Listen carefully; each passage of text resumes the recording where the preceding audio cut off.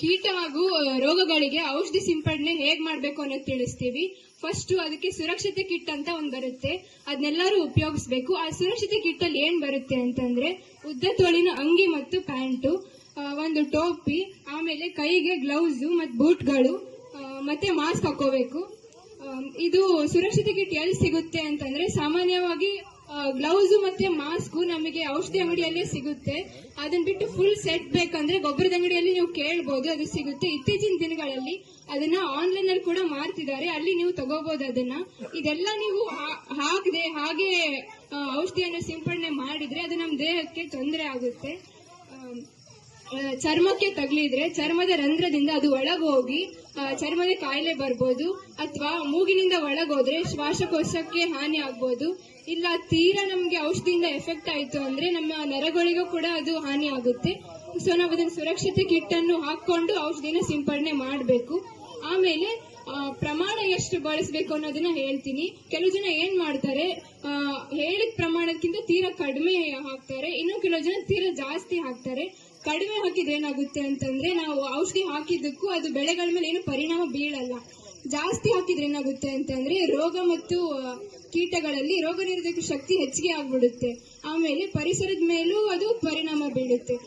So ನಿಮಗೆ ತಗೊಳಕ್ ಹೋದಾಗ ಎಷ್ಟು ಹೇಳಿರ್ತಾರೆ ಅವರು, 2 ಗ್ರಾಮು ಇಲ್ಲ 3 ಗ್ರಾಮು ಅಷ್ಟೇ ನಾವು ಹಾಕ್ಬೇಕಾಗುತ್ತೆ, ಜಾಸ್ತಿ ಮತ್ತೆ ಕಡಿಮೆನ ಹಾಕಬಾರ್ದು. ಆಮೇಲೆ ಯಾವ ಪಾತ್ರೆ ಬಳಸ್ತೀವಿ ನಾವು ಅದು ಕೂಡ ಮುಖ್ಯ. ನಾವು ದಿನನಿತ್ಯ ಬಳಸೋ ಪಾತ್ರೆನೆಲ್ಲ ಔಷಧಿ ಹಾಕಕ್ಕೆ ಬಳಸಬಾರದು. ಅದಕ್ಕಾಗಿ ಸಪರೇಟ್ ಹಳೇದು ಯಾವ್ದಾದ್ರು ಬಕೆಟ್ ಅಥವಾ ಏನಾದ್ರೂ ಪಾತ್ರೆನ ಬಳಸಬೇಕು. ಆಮೇಲೆ ನೀವು ಔಷಧಿನ ತಗೊಳಕ್ ಹೋದಾಗ ಅಂಗಡಿಯಲ್ಲಿ ಒಂದು ಔಷಧಿ ಡಬ್ಬಿ ಜೊತೆ ಏನೊಂದು ಚೀಟಿ ಕೊಟ್ಟಿರ್ತಾರೆ. ಆ ಚೀಟಿನ ಫಸ್ಟ್ ನೀಟಾಗಿ ಎಲ್ಲರೂ ಓದ್ಕೋಬೇಕು. ಅದನ್ನ ಓದಿ ತಿಳ್ಕೊಂಡು ಅದ್ರಲ್ಲಿ ಏನ್ ಕ್ರಮಗಳಿವೆ ಅವನ್ನ ನಾವು ಅಳವಡಿಸ್ಕೋಬೇಕಾಗುತ್ತೆ. ಆಮೇಲೆ ಮಿಶ್ರಣ ಮಾಡ್ಬೇಕಾದ್ರೆ ಸಾಮಾನ್ಯವಾಗಿ ರೈತರು ಏನ್ ಮಾಡ್ತಾರೆ, ಅದನ್ನ ಕೈಯಿಂದ ಮಿಶ್ರಣ ಮಾಡ್ತಾರೆ. ಹಾಗೆಲ್ಲ ಮಾಡಬಾರ್ದು. ಚಿಕ್ಕ ಕೋಲು ಅಥವಾ ಒಂದು ಕಟ್ಟಿಗೆಯಿಂದ ಔಷಧಿನ ನೀರಲ್ಲಿ ಮಿಶ್ರಣ ಮಾಡಿ ನಂತರ ಸಿಂಪಡಿಸಬೇಕಾಗುತ್ತೆ. ಆಮೇಲೆ ಎಲ್ಲಿ ಸಂಗ್ರಹಿಸೋದು, ಮನೇಲಿ ಎಲ್ಲಿ ಸಂಗ್ರಹಿಸ್ತೀರಾ ಅದು ಮುಖ್ಯ. ಗಾಳಿ ಆಡದೇ ಇರೋ ಜಾಗದಲ್ಲಿ ಬೀರ್ ಅಥವಾ ಕಪಾಟಿನಲ್ಲಿಟ್ಟು ಮಕ್ಕಳಿಂದ ಅದನ್ನ ದೂರ ಇಡಬೇಕಾಗುತ್ತೆ. ಆಮೇಲೆ ಯಾವ್ಯಾವ ಬೆಳೆಗೆ ಯಾವ್ಯಾವ ಔಷಧಿ ಅನ್ನೋದನ್ನ ನೋಡ್ಕೋಬೇಕು. ಈಗ ನಾವು ಶುಂಠಿ ರೋಗಕ್ಕೆ ಬ್ಲೈಟಾಕ್ಸ್ ಅಂತ ಕೆಮಿಕಲ್ ಹೇಳಿದ್ವಿ, ಅದನ್ನೇ ಹಾಕ್ಬೇಕಾಗುತ್ತೆ. ಅದನ್ನ ಬಿಟ್ಟು ಬೇರೆ ಯಾವ್ದು ಸಿಕ್ತು ಅಂತ ಹಾಕಿದ್ರೆ ಅದು ಆ ರೋಗ ಮತ್ತು ಕೀಟಗಳ ಮೇಲೆ ಏನು ಪರಿಣಾಮ ಬೀಳಲ್ಲ, ಮತ್ತೆ ಬೆಳೆಗಳಿಗೂ ಅದು ಹಾನಿ ಆಗುತ್ತೆ. ಸೊ ಯಾವ್ದು ಹೇಳಿರ್ತಾರೆ ಅದನ್ನೇ ಬಳಸಬೇಕು. ಇದೆಲ್ಲ ಆದ್ಮೇಲೆ ಯಾವ ಹೊತ್ತಿನಲ್ಲಿ ನಾವು ಔಷಧಿನ ಸಿಂಪಡಣೆ ಮಾಡಬೇಕು, ಅದನ್ನ ಬೆಳಗ್ಗೆ ಹೊತ್ತು ಇಲ್ಲ ಸಂಜೆ ಹೊತ್ತು. ಬೆಳಗ್ಗೆ 8 ಗಂಟೆ ಒಳಗೆ ನಾವು ಔಷಧಿನ ಸಿಂಪಡಣೆ ಮಾಡಬೇಕು. ಬೆಳಗ್ಗೆ ಹೊತ್ತು ಯಾಕೆ ಮಾಡ್ಬೇಕಂತಂದ್ರೆ ವಾತಾವರಣ ತಂಪಾಗಿರುತ್ತೆ ಮತ್ತು ಗಾಳಿ ಕೂಡ ಅಷ್ಟಾಗಿ ಇರೋದಿಲ್ಲ.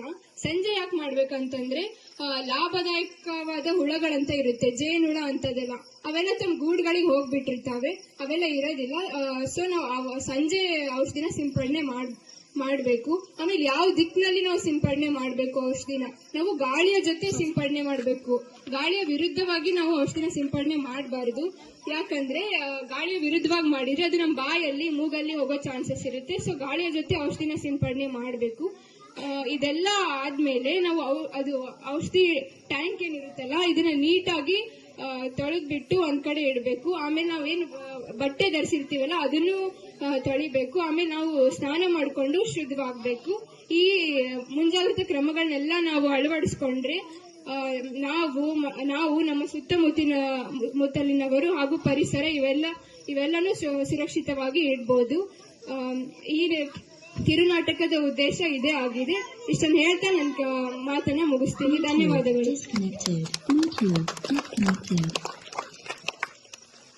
ಈ ನಾಟಕ ಇಲ್ಲಿಗೆ ಮುಕ್ತಾಯಗೊಂಡಿದೆ. ಎಲ್ಲರೂ ಸಹಕರಿಸಿದ್ದಕ್ಕೆ ಧನ್ಯವಾದಗಳು.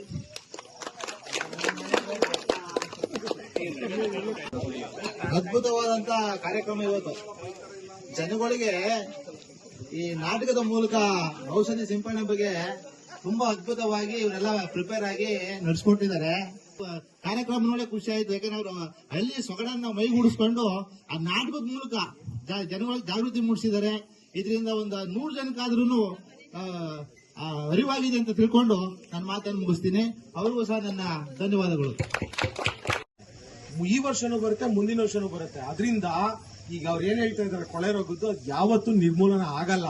ಇನ್ನಲ್ಲ ಅಂದ್ರೆ ಇನ್ನೊಂದ್ 3 ವರ್ಷ ಬಿಟ್ಕೊಂಡವ್ರು ಬಂದೇ ಬರುತ್ತದೋ. ಇದೇ ಕಾರಣ ಅದಕ್ಕೆ. ಈಗ ನಮ್ದು ಅಣಬೆ ಹೆಂಗೆ ಹೋದ ವರ್ಷ ಬಂದಿರೋ ಜಾಗದಲ್ಲಿ ಇವಾಗ ಹೋಗಿ ಹುಡುಕ್ತಿವಿ, ಈ ವರ್ಷ ಇಲ್ಲಿ ಅಡಿಕೆ ಐತೆ ಅಣಬೆ ಬಂದಿರುತ್ತೆ ಅಂತ. ಅಣಬೆಲಿ ಏನ್ ಅವ್ರು ಏನ್ ಹೇಳಿದ್ರಲ್ಲ ಎನ್ಸೋಮ್ಸ್, ಅದೇನೆ ಅದಕ್ಕೂ ಆ ಕೊಳೆ ರೋಗದ್ದು ಅದೇನೆ. ಇಷ್ಟೇ ಮೀನಿಂಗ್ ಅದರಲ್ಲಿ.